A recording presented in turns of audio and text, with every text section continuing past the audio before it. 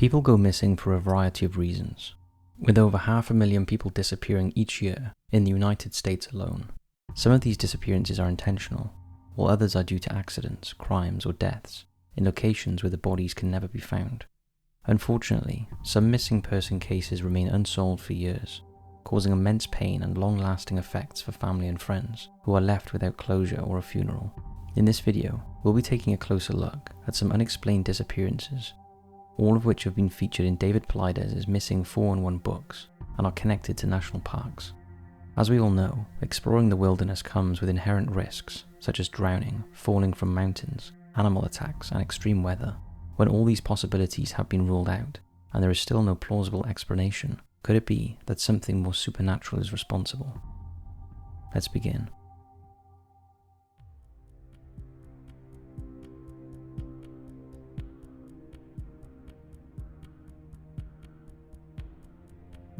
Mike Hearon. The Great Smoky Mountains is a stunning mountain range that spans the border of North Carolina and Tennessee. It is home to the Great Smoky Mountains National Park, which covers a vast area of approximately 520,000 acres. The park boasts hundreds of miles of trails, making it a popular destination for hikers and explorers. It also offers excellent camping opportunities. With so many people passing through each year, it seems impossible to go missing without a trace, especially if you are familiar with the area.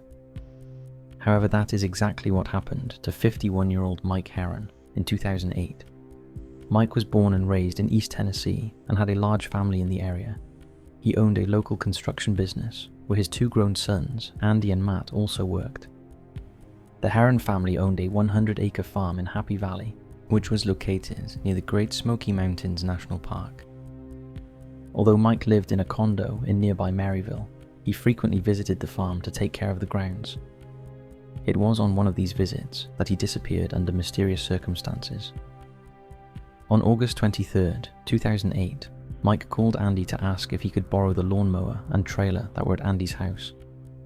He explained that he was planning to visit the family farm in Happy Valley to mow some tall, unkempt grass on a neighboring property owned by missionaries who were out of town. Andy agreed, and Mike left to collect the equipment. Mike and Andy passed each other on the street, and everything seemed normal. Later that morning, neighbors reported seeing Mike arriving at the farmhouse in Happy Valley in a vehicle with an attached trailer. He successfully completed his trip as planned. Shortly after, two other neighbors saw Mike leaving the property on an ATV, waving to them as he passed by and heading towards the nearby woods. Mike did not contact his family for the rest of the day, which was not unusual, since he did not always speak with them every day. The following day, Mike's mother, Alma, called his sons to ask if they had heard from him. They hadn't. Alma had visited Mike's house earlier that day, but she received no response when she knocked. Mike's truck with the lawnmower on it was in the driveway, but there was no sign of him. After Mike didn't return home the next day, his family became worried and decided to search for him. They went to his condo in Maryville, but didn't find anything unusual. However, when his sons arrived at the farm, they were puzzled by the position Mike had parked the truck, as he usually parked it in a different location on the front seat. They found Mike's keys, ID, a small amount of cash, and his cell phone. They also found an old ATV on the property, but it was not the same one Mike had been seen riding on Saturday. A thorough search of the property yielded no results, so the police were called. The Blount County Sheriff's Office arrived at the farmhouse and started an investigation. An extensive search ensued, hindered by poor weather conditions. It covered a huge 500-acre area, using helicopters, drones, dogs, and citizens on horseback. On Tuesday, August 26th, Mike's abandoned ATV was discovered, close to where he was last seen. Mike's sons, Matt and Andy, told the officers that their father had no reason to be in that area, and they feared that something bad had happened to him. An examination of the ATV yielded some unusual things. The vehicle was parked on a steep hill, as though the driver had jumped off in a hurry. It had been left in high gear, with the kill switch deactivated, but the ignition still active. However, there were no signs of damage to indicate it had been in an accident. Attempts to lift fingerprints from the handlebars failed. Further searches of the area found no clues, and Mike's whereabouts continued to remain unknown. After several days of no new leads, the sheriff's office called off the search. However, several months later, the search was resumed. But despite the renewed efforts and a reward of $15,000, no information could be found. Eventually, the searches were called off. The strange circumstances surrounding Mike's disappearance and the almost complete lack of clues have led to much speculation over the years. People have suggested that Mike may have chosen to disappear, that he may have had an accident while riding his ATV, or that he may have been the victim of criminal activity.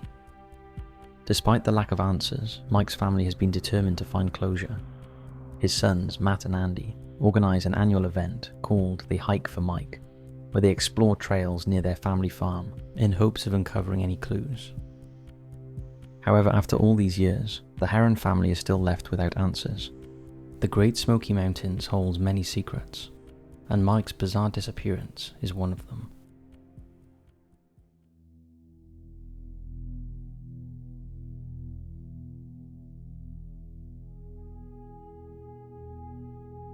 Garrett Bardsley.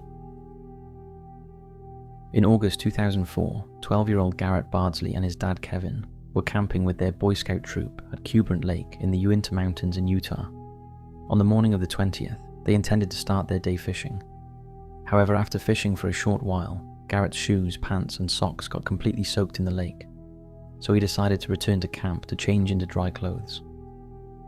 Since the camp was so close to their location, Kevin agreed that Garrett could go back alone. The rest of the group moved on to the next lake, but Garrett's dad decided to continue fishing in Lake 1 and wait for his son to come back. He could even see him in the distance as he made his way back to camp.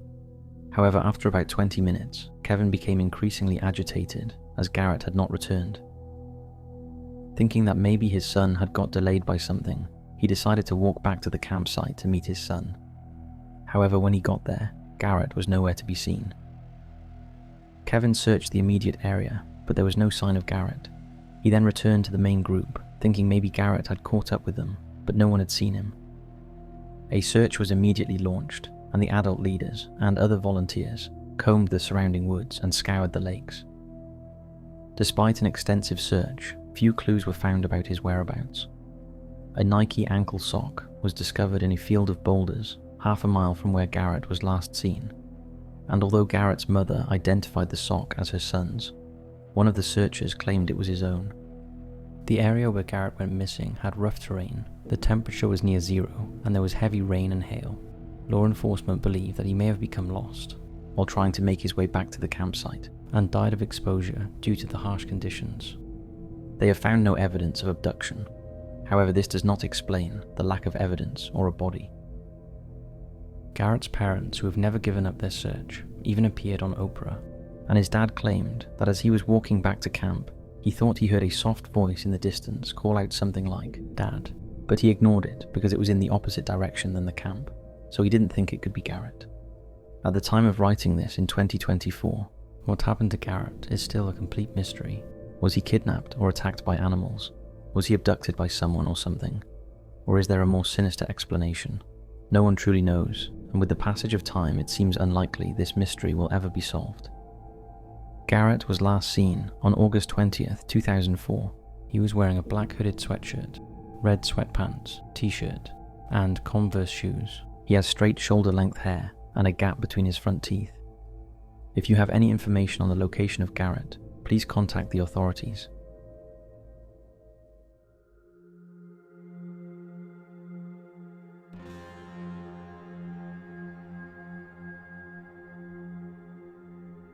The still unexplained death of Bart Schleyer. Bart Schleyer was an experienced outdoorsman, wildlife researcher, artist, writer, philosopher, and hunter. He spent a significant amount of time exploring different wilderness areas across the world, such as Wyoming, Africa, Montana, Alaska, and Asia. Whilst in Russia, he met and fell in love with Tanya Perova, and together they had a son named Artyom. Bart made a living by trapping grizzlies and tigers, and fitting them with radio collars for research and conservation purposes. In his free time, he hunted with a homemade longbow that he crafted from Russian ash and tiger sinew, based on an almost 5,000-year-old design. In 2004, Bart embarked on a trip to the Canadian wilderness, and on September 14th he was dropped off at the larger of the Reed Lakes in Canada's Yukon Territory by a chartered float plane. Unfortunately, that was the last time anyone saw him alive. When the plane returned 2 weeks later to pick him up, Bart was gone. On September 30th, Bart was reported missing, and the Royal Canadian Mounted Police conducted a search, but unfortunately found nothing. What they did discover was leftovers from a meal in his tent, and evidence he had used his boat to paddle down the lake from his camp. His boat was found approximately half a mile from the site.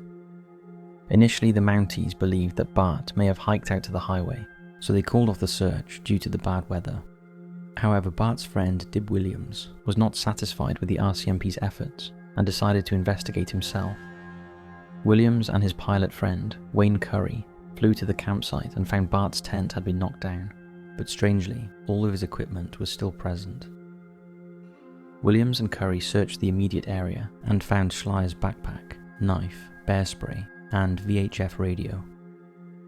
Knowing Bart as they did, they found it hard to believe that he would have left without his essential equipment, and after they discovered his bow, inflatable boat, and a camouflage face mask with blood and hair on it, they feared the worst, and called the RCMP back to the area.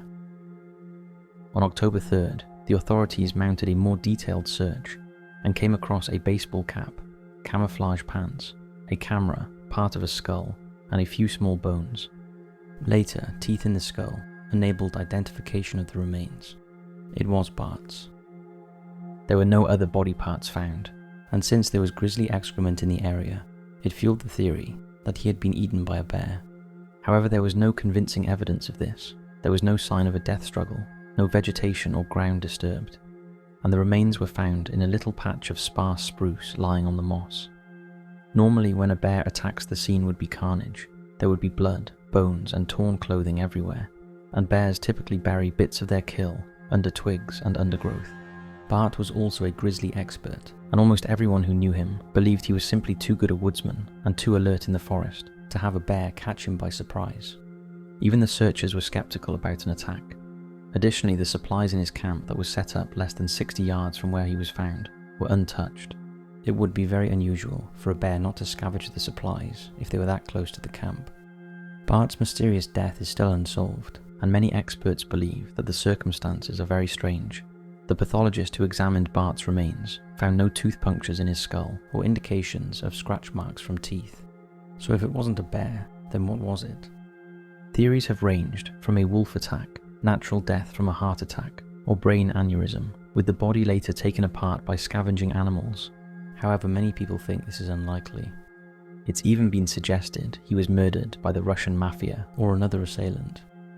Or of course he could be another victim of an as yet unexplained phenomena linked to so many other mysterious deaths and disappearances in national parks around the world.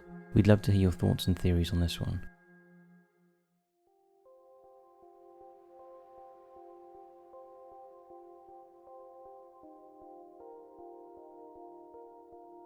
Sammy Boehlke.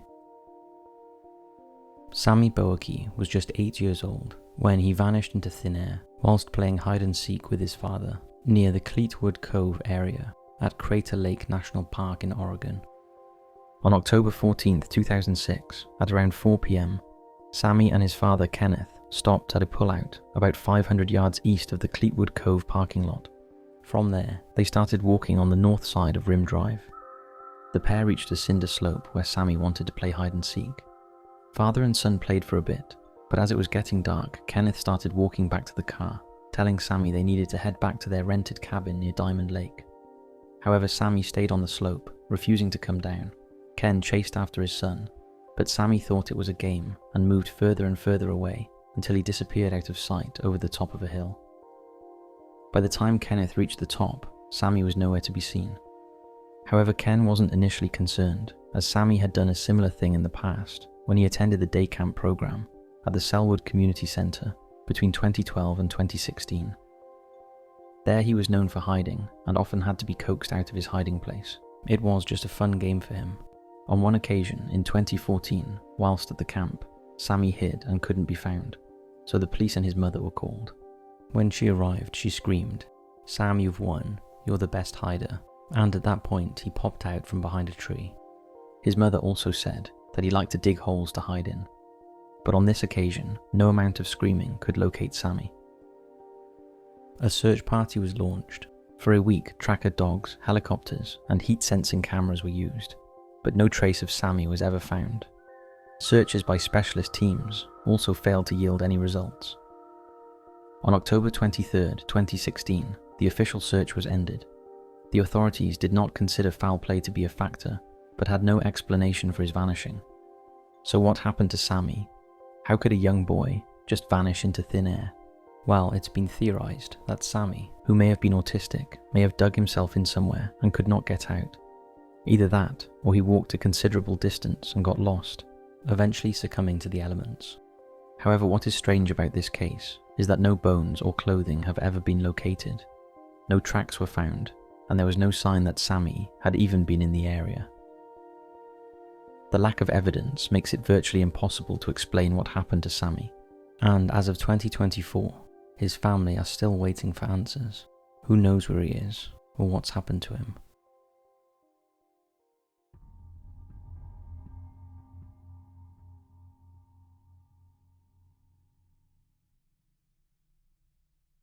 Carl Landers. Carl Landers, a 69-year-old experienced hiker, climber, and regular distance runner, set himself a goal to climb the highest peak in all 58 California counties. On May 22, 1999, Carl, along with his two friends, Barry Gilmore and Milton Gaines, who were also in their 60s, embarked on a journey to conquer the 58th and final peak, Mount Shasta, in Siskiyou County. The snow-capped volcanic peak stands at over 14,000 feet.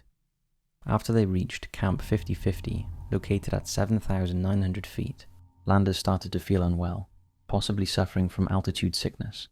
So the next morning, he decided to leave the camp without them to get a head start, as he felt he was going to be a lot slower that day. The intention was that they would catch him up later, as they neared their next stop at Lake Helen. However, after Gaines and Gilmore failed to catch up with him, they were concerned and reported him missing.